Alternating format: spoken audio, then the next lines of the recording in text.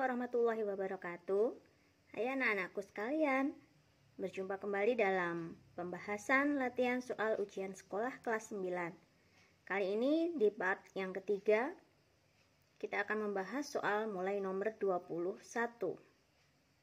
Perhatikan nomor 21.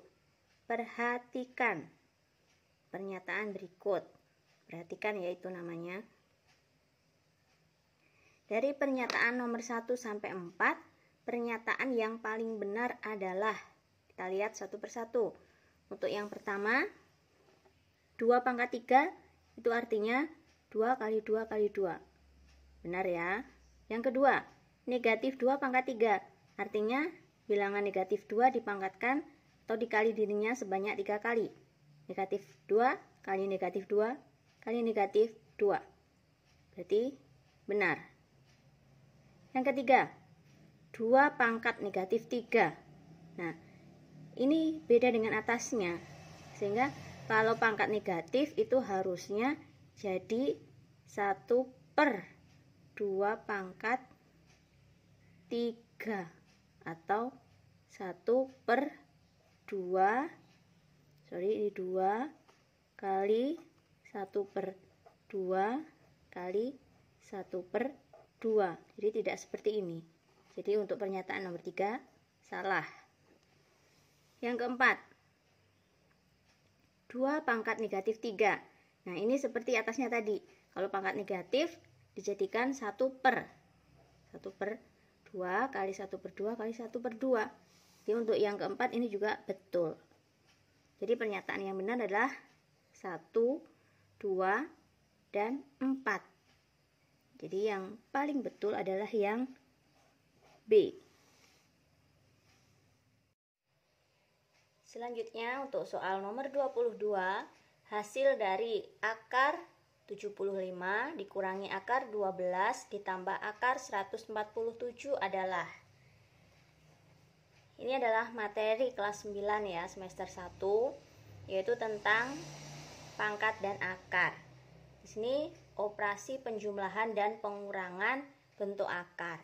Maka caranya harus disamakan bentuk akarnya dulu. Jadi tidak boleh langsung dikurangi. Jadi akar 75 kita jadikan berapa kali berapa yang salah satu bisa ditarik akar, yaitu 25 kali berapa? 3 dikurangi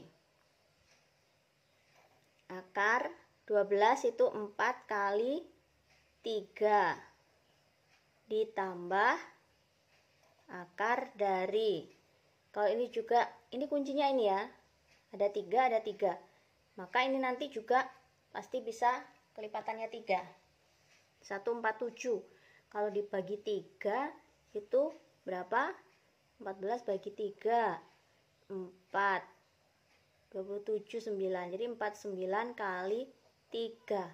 Nah, sehingga yang 25 keluar jadi 5. Akar 3 dikurangi 4 keluar jadi 2 akar 3 ditambah 49 7. 7 akar 3. Karena bilangan di dalam akarnya sudah sama, maka langsung bisa kita jumlahkan dan kita kurangkan yang di luar akar. 5 dikurangi 2, 3. Ditambah 7, 10.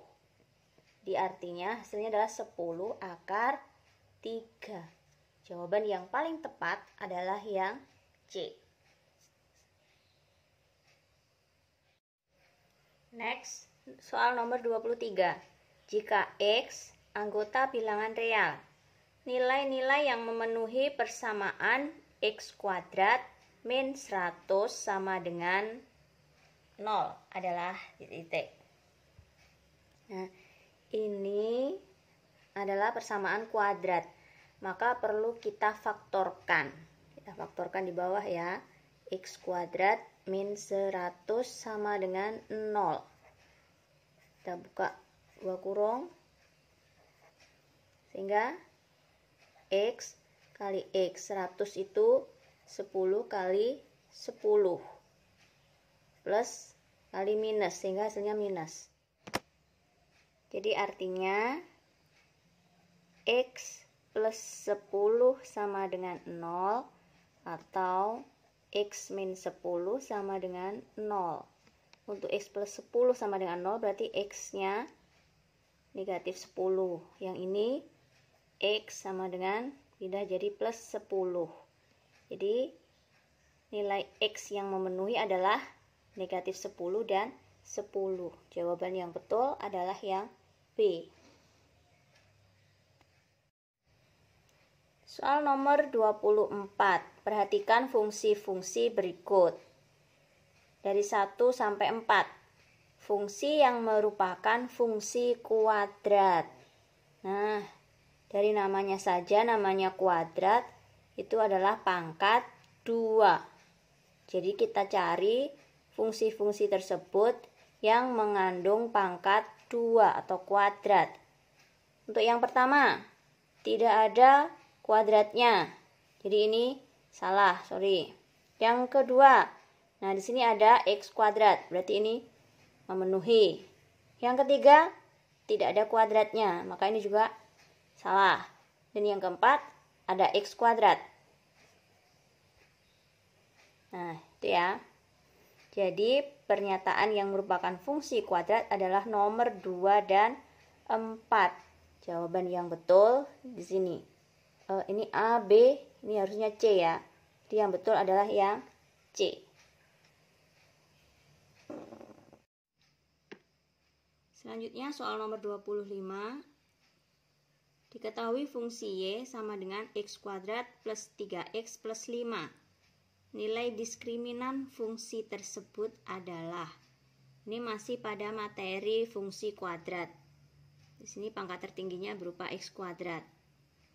Kita lihat di sini koefisien untuk yang A, koefisiennya A atau koefisien dari X kuadrat 1.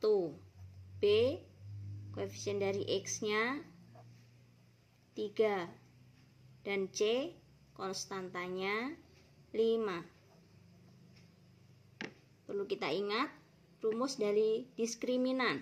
Kita lambangkan D, itu adalah B kuadrat min 4AC, sehingga sama dengan B kuadrat, B-nya 3. 3 kuadrat dikurangi 4 kali 1 kali C-nya 5. 3 kuadrat 9 dikurangi 4 kali 1 kali 5, 20. 9 dikurangi 20, negatif 11. Jawabannya yang tepat adalah yang C. Soal nomor 26. Koordinat bayangan titik P 3,7 hasil refleksi atau pencerminan terhadap sumbu X. Nah, ini adalah materi transformasi. Lebih khusus lagi pada pencerminan. Bayangan jika dicerminkan terhadap sumbu X. Harus diingat ya, kalau P, A, B direfleksi terhadap sumbu X, maka P aksennya terhadap sumbu X, maka yang berubah adalah Y-nya. A-nya tetap A, min B. Jadi yang berubah bagian Y-nya, jadi negatif. Sehingga kalau di sini P 3,7, berarti P aksennya 3-nya tetap, yang berubah 7, jadi negatif 7. Kalian juga bisa menggunakan pakai koordinat kartesius. Di situ akan lebih jelas lagi. Sehingga di sini jawaban yang tepat adalah 3, negatif 7, yang A. Selanjutnya soal nomor 27. Koordinat bayangan dari titik P negatif 2,1 ditranslasi oleh 3 negatif 2 adalah. Ingat, translasi itu adalah pergeseran. Jika ada P, A, B ditranslasi terhadap, misalnya ini KL, maka bayangannya P aksennya menjadi A plus K, B plus L. Sehingga di sini jelas bahwa P negatif 2,1 ditranslasi oleh titik 3 negatif 2. Maka P aksennya hanya negatif 2 ditambah K-nya 3.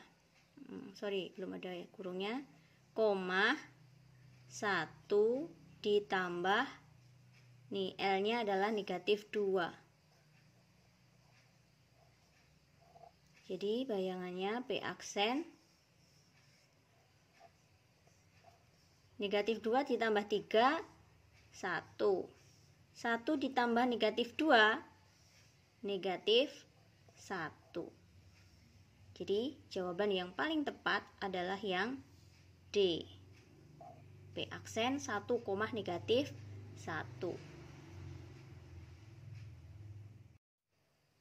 Selanjutnya nomor 28. Perhatikan dua persegi panjang yang sebangun berikut. Ada persegi panjang ABCD dan PQRS ya.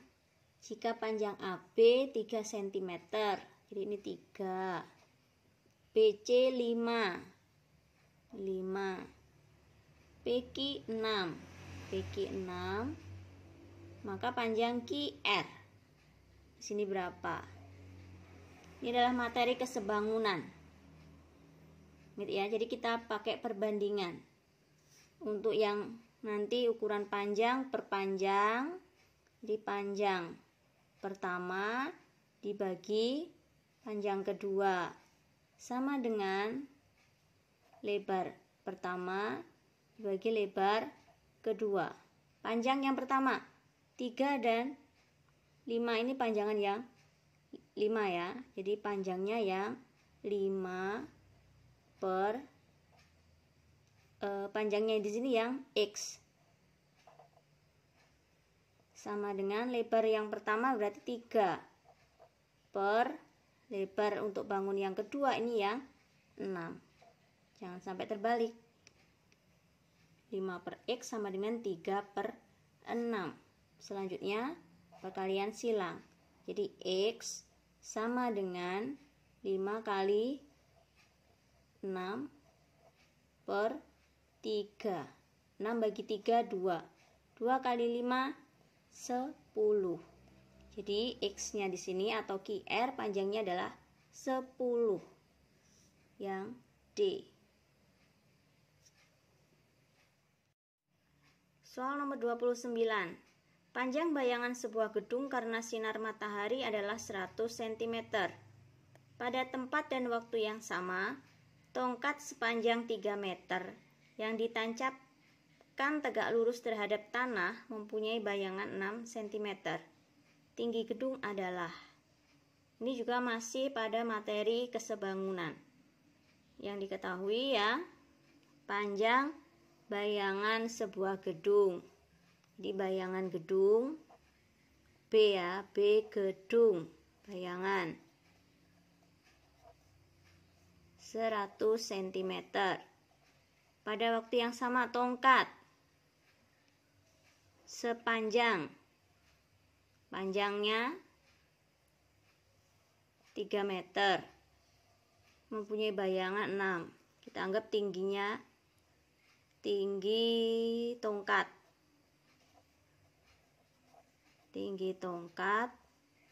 3 meter dan bayangan tongkat 6 meter. Maka tinggi gedung adalah berapa yang ditanyakan. Maka kita pakai kesebangunan dari sini harus seimbang ya, yang B gedung ini per B tongkat. B tadi bayangan sama dengan berarti yang tingginya. Gedung di atas, maka tetap di atas gedung. Per tinggi tongkat.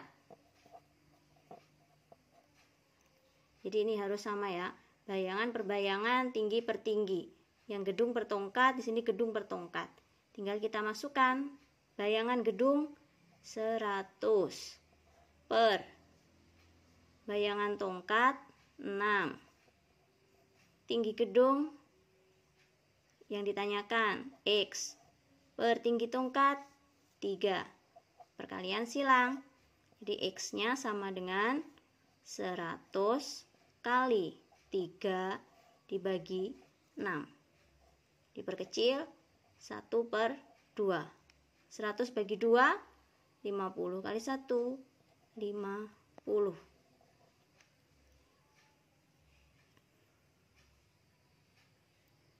Jadi 50 meter.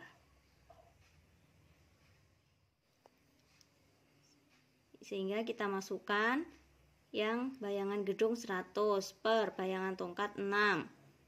Tinggi gedung yang ditanyakan X per 3 tinggi tongkatnya. Kemudian perkalian silang, di X sama dengan 100 kali 3 dibagi 6. Ini yang 3 dengan 6 dicoret, diperkecil jadi 1 per 2. 100 dibagi 2, 50 meter. Soal nomor 30. Luas selimut tabung yang berjari-jari 7 cm dan tinggi 15 cm. Jadi yang diketahui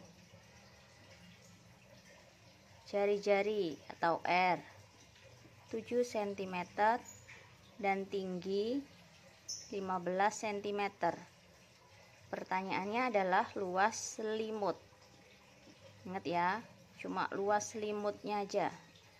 Selimut tabung. Jadi kita jawab luas selimut. Masih ingat rumus luas selimut tabung, yaitu 2V/RT. Tinggal kita masukkan. V-nya sudah ketetapan, R-nya ada, T-nya ada. Jadi mudah sekali, tinggal kita masukkan. V-nya kita pakai 22 per 7 kali jari-jari 7 T15. Ini 7 bagi 7 1. 2 kali 2 2 4 4. 4 dikali 15. Kita bisa hitung di sini. 4 kali 15 20 22. Ini 4 660. Satuannya adalah cm persegi. Jadi jawaban yang tepat adalah yang D, 660 cm persegi. Baik, dengan berakhirnya soal nomor 30 tersebut, maka berakhir pula pembahasan kita di part yang ketiga. Selanjutnya kita akan berjumpa kembali di part yang keempat. Sampai jumpa di part berikutnya. Saya akhiri sekian. Wassalamualaikum warahmatullahi wabarakatuh.